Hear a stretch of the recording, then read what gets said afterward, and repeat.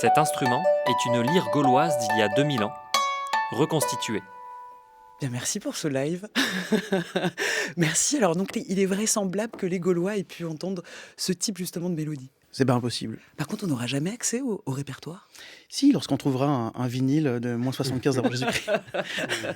En attendant de trouver des vinyles gaulois, l'archéologie musicale continue de chercher à quoi ressemblaient les instruments de temps très anciens. Pour la lyre que je vous ai apportée là, donc, qui appartient donc, à la sphère celtique, on a des représentations très anciennes qui datent d'Hallstatt, qui ont été découvertes du coup sur des vases, et les vases de Sopron très exactement, où on voit clairement des personnages en train de jouer de la lyre. Les archéologues de la musique se basent sur 3 types de sources. Les objets en eux-mêmes, compliqués car beaucoup d'objets en bois se sont décomposés, et puis des textes et des images.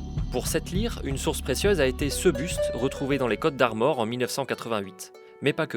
Donc là, en l'occurrence, on s'est basé sur d'innombrables iconographies, notamment les monnaies, qui, comme vous l'avez très justement précisé, témoignent de toute l'importance de cet instrument, puisque concrètement, on fait figurer depuis l'aube des âges sur les monnaies des symboles qui sont, je dirais, représentatifs de nos nations, pour faire en sorte que partout où la monnaie voyagera, on puisse montrer et témoigner qu'on est dans une nation forte, qui frappe monnaie d'or, et donc on met des enjeux qui représentent notre nation. Et là, en l'occurrence, le cheval et la lyre, pour l'armorique et une bonne partie du peuple celte, se retrouvent très régulièrement. Une fois qu'on sait à quoi l'objet ressemble, reste à le construire.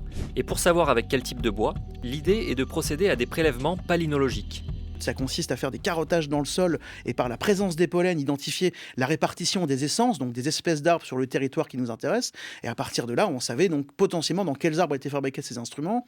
Et après quoi, on a pu reconstituer les outils de l'époque en suivant ce qu'on appelle la vraisemblance, c'est-à-dire ce qui nous semble vrai aujourd'hui, à la lumière de tout ce qu'on a pu rassembler.